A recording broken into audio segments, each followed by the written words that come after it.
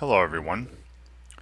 This video is on the Knewton Alta assignment for section 2.1, part 2, called Application Problems and the Subtraction and Addition Properties of Equality. Now in this video, I'm going to be taking you through a preview version of this assignment. So please understand that the questions I see in this video may not be the same questions that you see when you work on the assignment yourself, but all the objectives are the same, the structure is the same, so I'm hoping that watching me do a few examples here and there in this video helps you in some way when you work on the assignment on your own. Alright, so here's your assignment page. You'll have the title of the section, the title of the assignment, the mastery bar telling you how far along you've gotten. You can see all the objectives. It looks like there are only 2 objectives in this particular assignment. Pardon me. Then there's a current objective, and under the current objective is a question related to that objective. And then at the bottom of every question, you should have a feedback button where you can send feedback to Knewton if you see any issues with the question, if you want. You will not have this instructor cheat button, right? This is only for instructors. But you will have a more instruction button. All right, and you saw me use this in section 2.1 part 1. I'm not going to be using it anymore. I just wanted to demonstrate what it was like in 2.1 part 1. But you can use this anytime you wish and work through an assignment that way. If you're struggling with a topic or a particular question, click on more instruction. You'll be taken to a page with some extra reading to do or videos to watch, and that instruction will stay up on the screen, and you'll hit continue and you'll be given questions related to that instruction. And if you get those questions right, you'll make progress in the assignment. And you can do this for every single question. Click on more instruction and work on it that way. Nothing wrong with that. Alright, so this first objective I'm looking at is translate an English sentence to an algebraic equation and solve using the subtraction and addition properties of equality. So I'm going to write out this sentence and we'll solve the equation that we are given. Right.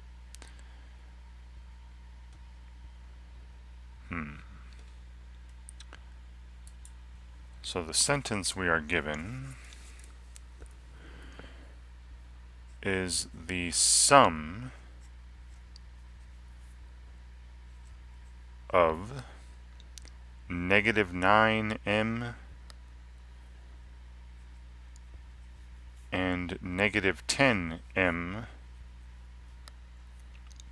is negative 95.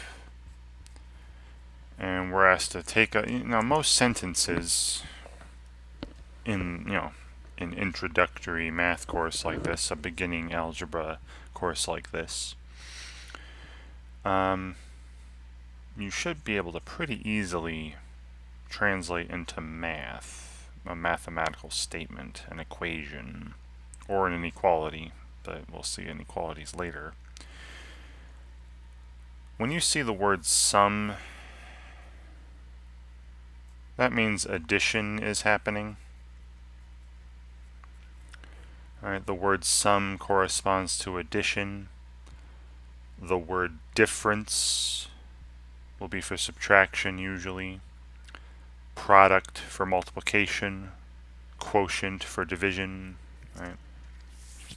And there's plenty of other words that I'm not going to get into. You can go to more instruction if you want to see. They'll probably give you a list of some common words that are associated with addition, subtraction, multiplication, division. So over on the left side here of the word is, right, usually verbs, is, was, are, equals, will be. Usually the verb to be, some form of to be, will be the equal sign. So I got equals here from the word is. Then everything in the statement to the left of that verb is some expression, which will be an addition of negative 9m and negative 10m. So negative 9m plus negative 10m is what I'm translating the left side to in math. This is the sum of negative 9m and negative 10m. Is equals, and then the other side is simply negative 95. Okay, now I think there's a little issue here, and I would, if I were doing this myself, I'm going to be sending feedback to Knewton about this, because if you add negative 9m and negative 10m, that's negative 19m equals, negative 95. I've simplified the left side. You can't solve this with addition and subtraction. You'd have to solve this with division. So I wrote out the addition and subtraction properties of equality in the last video, section 2.1 part 1, so I'm not going to write those out again. But I will do the multiplication and division, and I'll bring this back when it's actually appropriate in section 2.2. But here are the multiplication and division properties of equality. So multiplication slash division properties of equality, and it's pretty much the same as the addition and subtraction ones. Basically, if you have an equation, just know that whatever you do to one side, you must do to the other side. That's all these really say.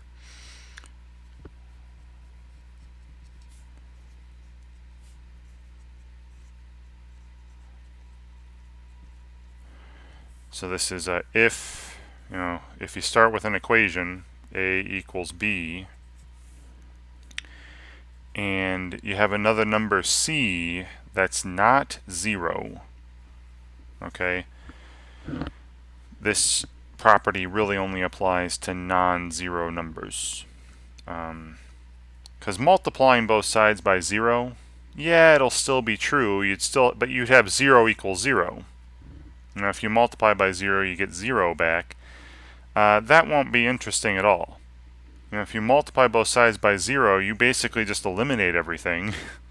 Sure, it's true, but it's not interesting. You lose a lot of information. So that's why I'm going to say here, this other number c is not 0, not equal to 0. Then the following. A times c will be equivalent to b times c. Right, if I multiply the left side by c, I must also multiply the right side by c. And again, c being 0 would be fine. You'd have 0 equals 0, it would be true, but we don't want that. I don't want to multiply both sides by 0, because that would just destroy everything. Right? It would make everything into nothing. So that's why I'm suggesting here that we have c be non-zero. Also, if you divide the left side by c, a divided by c, or make the fraction a over c, you must also divide the other side by c. And this is where it makes sense to not have c be 0, right? Remember, dividing by 0 is not good, right? That's undefined. You can't do that. That's an undefined operation. So again, the reason why I have c being non-zero. So again, pretty much the same as the addition and subtraction. Just remember that whatever you do to one side of an equation, you must do to the other side as well, to keep the equation balanced, right? To keep it true. So we'd need to use division here. Unfortunately, right? I know it said addition and subtraction, But you see how this is negative 19 times m. If I want to get m alone, you can't add or subtract 19. This is multiplication. To undo multiplication, you have to divide. All right, so I'm going to divide by this negative 19 to get m by itself, and then do the same on the other side. All right, so unfortunately, they made a little mistake here. So m equals now. Hopefully, you remember your rules for multiplication and division. A negative divided by a negative is positive, and 95 divided by 19 is 5. This is positive 5. Right? 5 times 19 would be 95. So this is our solution. And don't forget to check. If I plug 5 in for m, this would be negative 45 plus negative 50. Negative 45 plus negative 50 would indeed be negative 95. So I just checked that out loud. I checked that mentally. But plug it back into your equation and make sure it makes sense. Make sure it makes the statement true. All right, so back on the assignment, m equals 5. They already have the m equals. I don't need to type m equals. I just need to type the number. And then after you submit, it'll tell you if you're correct or incorrect. And then, give you some sort of answer explanation. Please read through these, because it'll tell you how they did it, and hopefully you can read through them and understand why something was right, why something was wrong. Again, I'm going to be sending, and if you catch something, if you say, hey, wait a minute, the objective said solve using subtraction and addition properties, but they're using a division property. That's not, I'm going to send feedback to Knewton and say, hey, maybe you don't want this problem in this particular objective. All right, it should be in another assignment involving multiplication or division properties. Okay? All right, and then continue. All right, so I've made progress on that objective, even though it wasn't totally about the same objective. All right, so same thing here. Translate and solve. All right, so let's again. I'll write the sentence out, and yeah, we'll change it into a mathematical statement and solve the equation that we write. So this time it's the difference of negative 2d and negative 3d is equal to the difference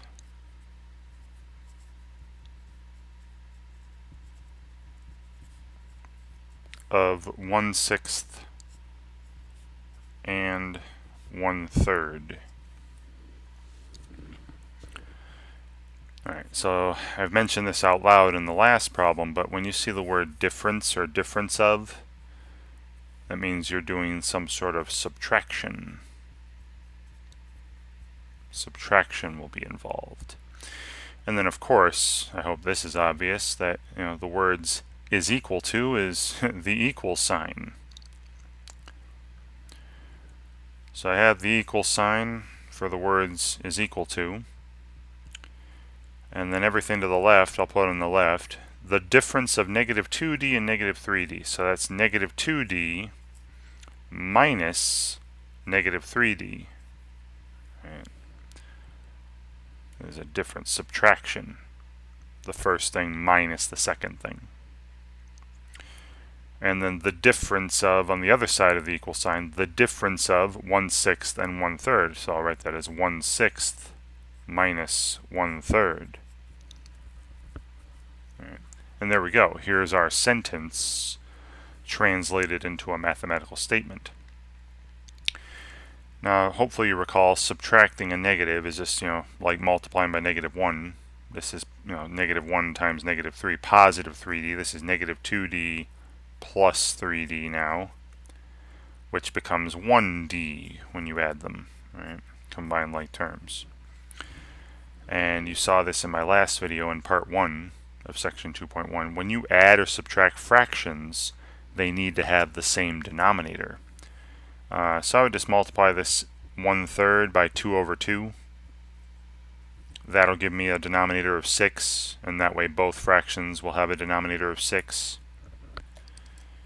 Alright, so this is 1/6 minus 2/6. Right, after 2/6 is the same thing as 1/3. Right. And then when you add or subtract fractions, if the denominators are the same, that's going to be the denominator of the sum or the difference. And then you just combine the numerators. 1 minus 2 is -1. And there you go. And that's as simplified as that gets. 1 over 6 doesn't simplify any further. There are no common factors other than 1. So the solution is -1/6. -1 over 6. And again, check it. Put it back in the original equation if you wish. Should be, both sides should give you the same number. -1/6 equals -1/6.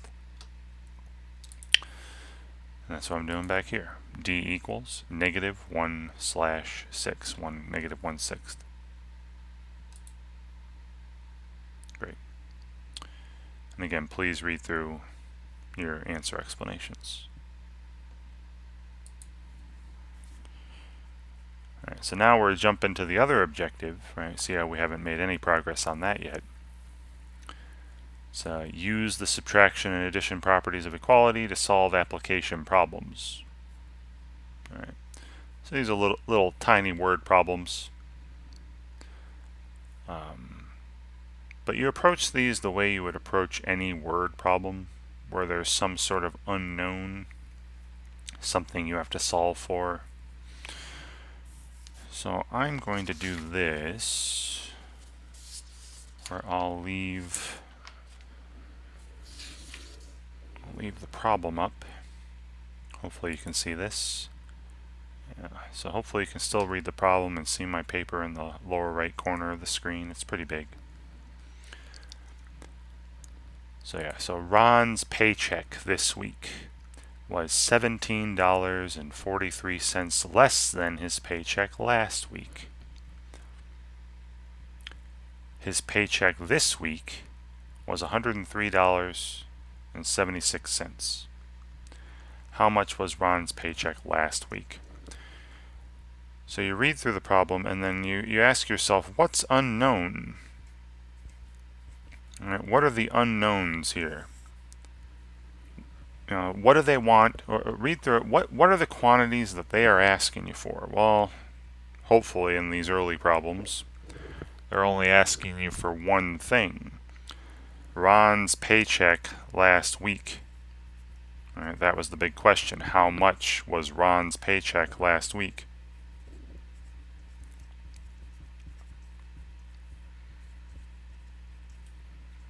This is the unknown quantity that's being asked for. So you identify to yourself, what's unknown? What do they want me to find? And call it something, just so you don't have to keep on writing the words, Ron's paycheck last week, Ron's paycheck last week, right? That's a lot to write. So you can call it something, usually just a single letter to make it easy.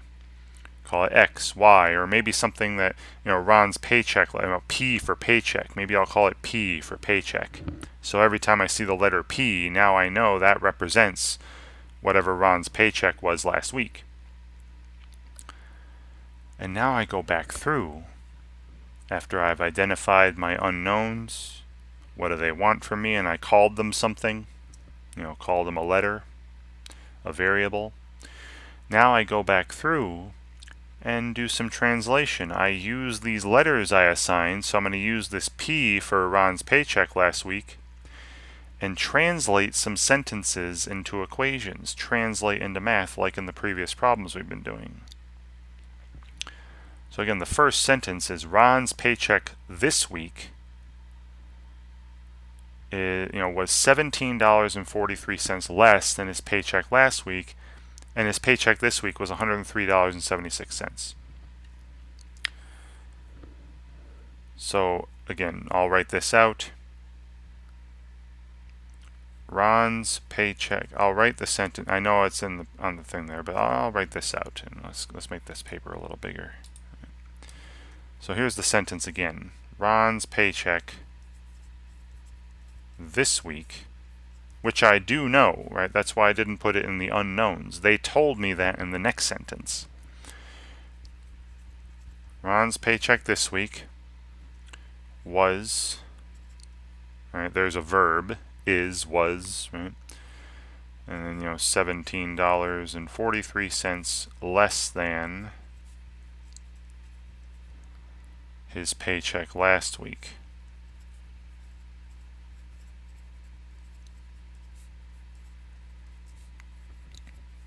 All right, now I'm going to translate.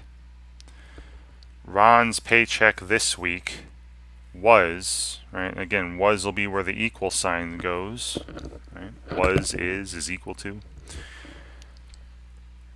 And Ron's paycheck this week, they told me his paycheck this week was $103.76. So I'm going to put 103.76 on the left side. And then over here, when they say, now this isn't is less than, it's just less than. If they said is less than, then they'd have some sort of inequality, but we're not talking about inequalities here. Less than implies subtraction if they just use the word less than, but be careful. It's not the first thing minus the second thing, it's the second thing minus the first thing. Remember, his paycheck last week I called P, and then $17.43 less than that means you're taking his paycheck and, subtracting that $17.43. Right? Here's his paycheck last week, and then minus $17.43 would be $17.43 less than the paycheck. I hope that makes sense. Right. And now I solve for P by simply adding, right, adding the $17.43 to both sides to get P alone on the right side.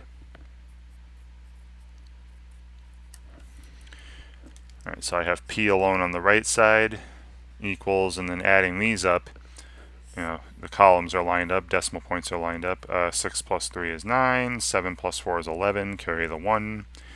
1 plus 3 is 4, plus 7 is 11, carry the 1. 1 plus 0 is 1, plus 1 is 2, and then 1 plus 0 is 0. So $121.19. All right, that was his. That's what P is. P is his paycheck last week. So you could write a full sentence here, say Ron's paycheck last week was $121.19.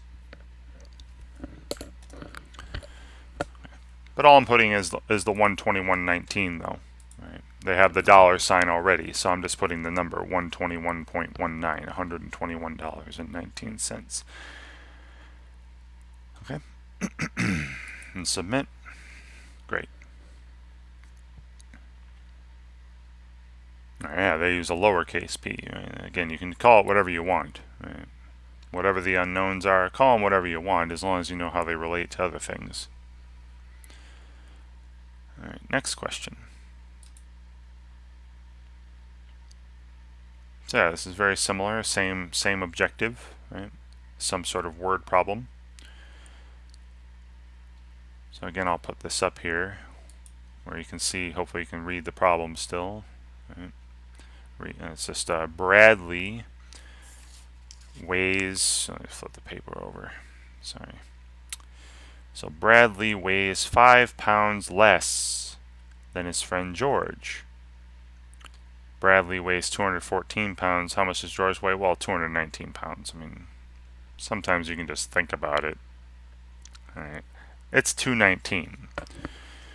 But let's do the, like we would normally do in a setup, because like sometimes, application problems are longer and more complicated. So this is how you'd approach them. You read through them. You ask, what's unknown? What do they want? So George's weight is what's unknown here. That's what they're asking for. I'll call George's weight G for George, or W for weight, whatever you want. And then they say Bradley weighs 5 pounds less than his friend George. Now, the verb there is weighs. So, like Bradley's weight is. Now, Bradley's weight is 214. Is, right? Bradley weighs. Bradley's weight is. Bradley's weight is. Bradley weighs 5 pounds less than his friend George. So, George's weight minus 5. All right, this is 5 pounds less than his friend George. That's George's weight minus 5 pounds less. And then I simply add 5 to both sides. And again, I like I said, you can probably see most of these right away. And say, hey, 219 equals G. Right? George's weight is 219 pounds. And it's really that quick. It can be. All right. So 219. And they called it W instead of G, whatever. And they switched the side. You know, you can switch sides. You know, just if you have a 214 equals G minus 5, you can change that to G minus 5 equals 214, right? Just flip the sides and it's totally fine. You still have the same equation. Alright, so back to translating sentences. Alright, so 3 more than the difference of 6s and 5s is equal to the difference of a half and 1/12 and 1/6. So again, I'll put this up here so you can hopefully see the sentence. I don't have to write it out. All right, now obviously the words is equal to where my cursor's floating around. That's where the equal sign's going. Now 3 more than, you know, less than implies subtraction. More than implies addition. So the difference of this 6s and 5s, so here's, you know, 6s minus 5s. I'll put it in parentheses to let you know that's the difference of 6s and 5s. 3 more than this would be plus 3. So there's the left side. 3 more than, right, plus 3. 3 more than the difference of 6s and 5s. So 6s minus 5s, that's the difference of 6s and 5s, and then 3 more than is, you know, plus 3. Equals, you know, is equal to the difference of 1/12 and 1/6. So 1/12 minus 1/6 over here. All right, and then we're solving this for s. So let me make that bigger. All right, the left side simplifies pretty easy. 6s minus 5s is 1s. So you just have s plus 3. 1/12 minus 1/6. All right, this would be 1/12 minus 2/12. Right, I would multiply this fraction by 2 over 2, and I'll write that in. All right, just to get the common denominator, you can only add or subtract when you have the same denominator. And then 1/12 minus 2/12 would be negative 1/12. And then I'd be subtracting 3 from both sides. But you can't add these yet, right? You gotta get a common denominator. Well, negative 1/12, you know, 3 is the same thing as 3 over 1. So to get the denominators to be the same, I'd be multiplying that by 12 over 12. So minus 3 is really the same thing as minus 36/12, right? 36 divided by 12 is also 3. And now I have a common denominator. We have s on the left, and then, you know, negative 1 minus 36 would be negative 37 all over 12, right? Again, that common denominator, once you get the same denominator and adding and subtracting, that is going to be the denominator of the sum or the difference. And then 37 and 12 don't have a common factor, so this doesn't simplify any further, and there's your solution. And again, you can double check, plug it back in, make sure it's true. But negative 37/12 is the number they're describing here. And negative 37 over 12. Right.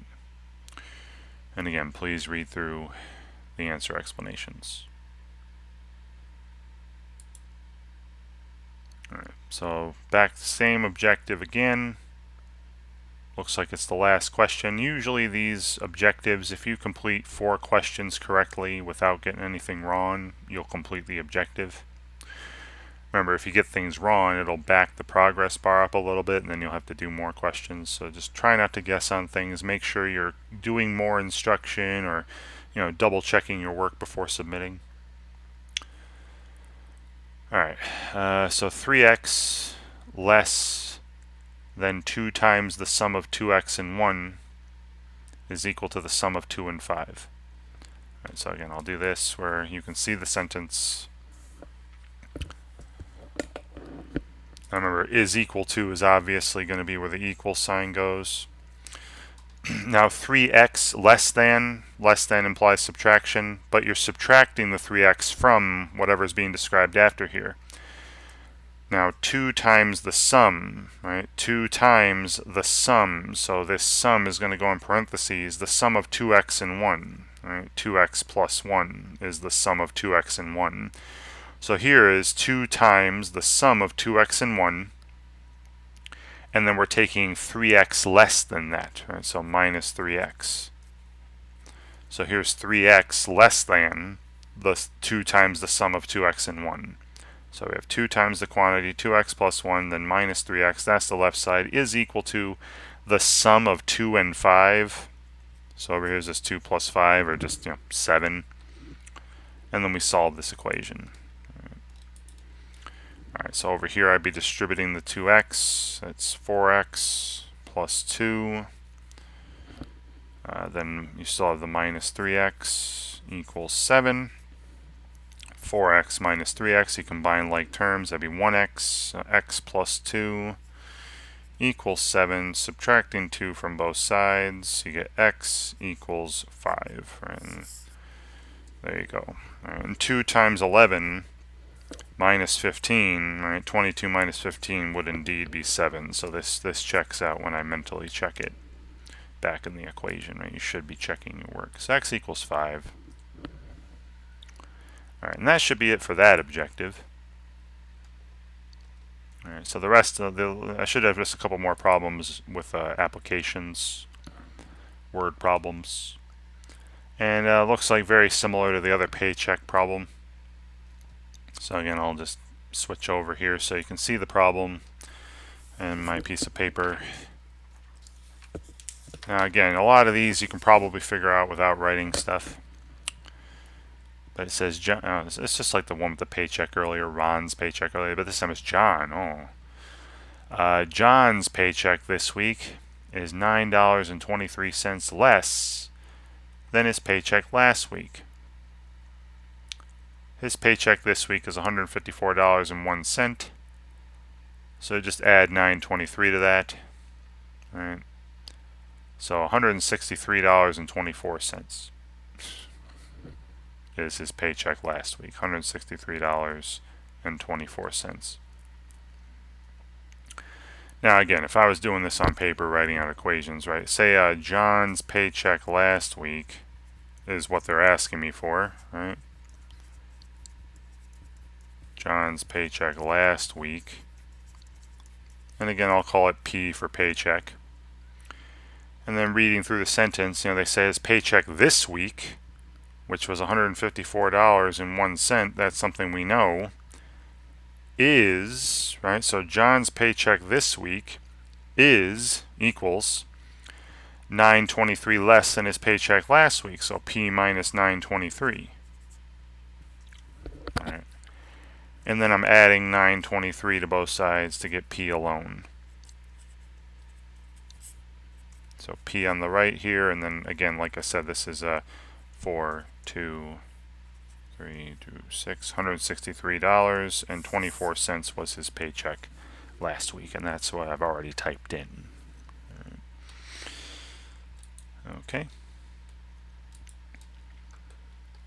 Great, and I should have just one more of these word problems, again, pretty quick. A lot of them you can probably figure out without setting up an equation too much. So like here, Melissa's math book cost $22.85 less than her art book cost.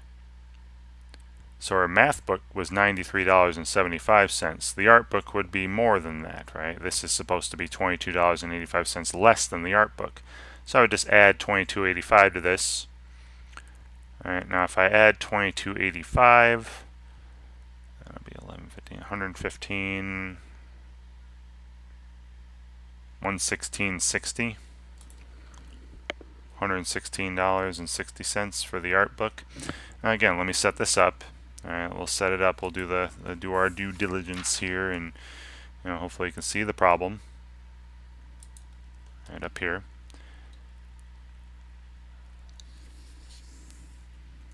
And then how much does the art book cost, right? So art book cost is unknown, is what they're asking me for here.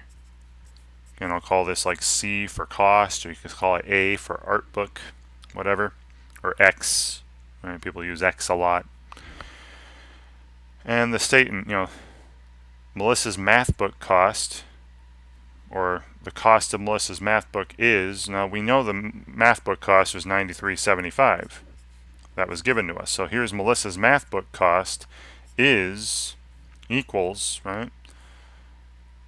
The verb is cost here, and then $22.85 less than the art book. So C minus $22.85, and that's it. And then solving for C, I'm adding $22.85 to both sides. C on the right equals, and then adding this stuff up.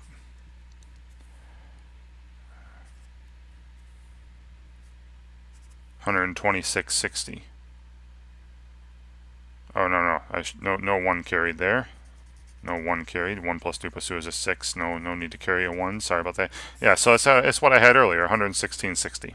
Right, that's why I typed in $116.60.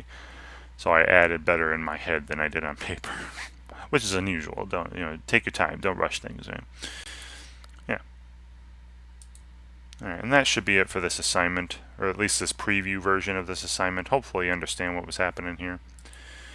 And as I said at the top of the video, the questions I saw here may not be the same questions that you see when you work on the assignment yourself, but the objectives are the same, the two objectives, and the structure is the same. And you can always click on more instruction for a problem and work through the assignment that way. But I'm just hoping that watching me go over these here in this video help you in some way when you're working on the assignment yourself. And thank you very much for watching.